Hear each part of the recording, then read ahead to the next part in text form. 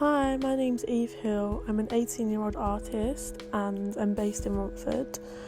You can find me on Instagram and Facebook at creationsofeve. I've been doing art for the majority of my teen life. I just love art so much, like most of my life is art.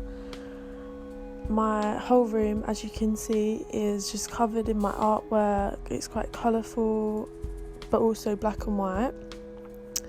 As you can see, much of my art is based around the female body and the human anatomy, and a lot of it is based upon abstract expressionism from artists such as Jackson Pollock. I love the way that he sort of just like paints and just goes for it. That's what I like to do as well. Like, I like to not have to think about it too much and just enjoy the process more. So yeah, most of my work is black, white and red, which I just feel like I lean towards as I love the outcomes they always make. I sometimes like to try and use different colours. So for me, different colours will be like pinks and blues and stuff, but I always find that the best outcomes are just the red, black and white abstract paintings, and I just enjoy doing them so much. I'd say the artists that influence me a lot are Tracy Emin, because her work's really like personal and intimate, which I like when I'm using my body for reference in body art pieces. But also I love artists like Jackson Pollock, Mark Rothko, Willem de Kooning, and I feel like so much of their work is kind of just like go for it, and I love that vibe of just being able to just go for my art, get all my emotion into my work. It's one of my favourite things to do. So where all of my art's based in my bedroom, I have a set of canvases or cardboard. I'll just find any material I can, and sometimes it will be old projects that I've started and just never finished, and most of the time I'll just start off with a base coat of black, and then I'll tend to go in with some red, and then I'll add the white on, as you can see here.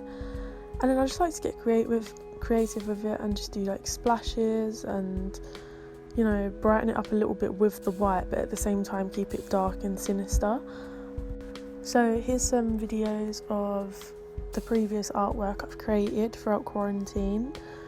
So I've made a heart, a set of lungs and an ear, and I just felt like I wanted to do something different to what I'm used to. So obviously I'm used to doing like the abstract paintings and just the female body, whereas this time I kind of wanted to like push myself and do something a little bit more realistic, and I enjoyed making these so much, and I will probably like continue to make these and do different body parts and stuff because I found it really interesting as well.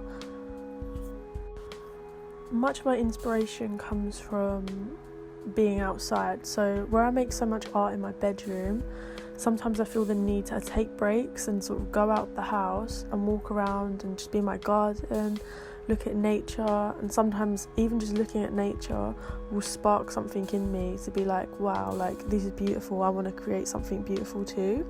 So most of the time that's where I get my inspiration. Also, I kind of like the idea of making art for people. So if I know that I want to make something for somebody else, then that will be my inspiration straight away, and I'll just sit down and do it. So here's my boyfriend's bedroom. What I did was just print off loads of pictures of my art, and then he stuck them on his wall. I gave him like some of my original art pieces. I don't know, I just like sharing my art with people because it means that I'm not constantly looking at it, so I'm not always finding stuff to change about it. Although that can be good, it can also stress me out because I don't want to change stuff. I want to keep stuff the way it is. But much of my art is through it being changed, so yeah.